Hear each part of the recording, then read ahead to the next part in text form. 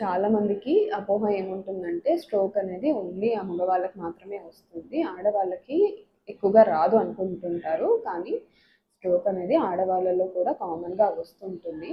ఆడవాళ్ళలో కొన్ని unique risk factors ఉంటాయి స్ట్రోక్ రావడానికి.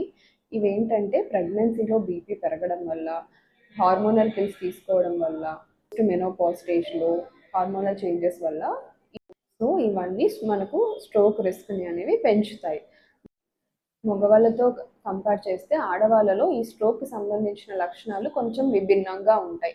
మామూలుగా మనం చెప్పే యాక్రోనిమ్ బీ ఫాస్ట్ ఇలా కాకుండా ఆడవాళ్ళలో జస్ట్ ఓన్లీ సివియర్ వీక్నెస్ ఉండడము, దాంతోపాటు తల తిరిగినట్టు అనిపించడం, కొంతమందికి హెడేక్ రావడం, కొంతమంది సివియర్ వామిటింగ్స్ అయిపోవడం, ఇవన్నీ కొన్ని విభిన్న లక్షణాలు ఆడవాళ్ళలో స్ట్రోక్కి సంబంధించి కనిపించవచ్చు.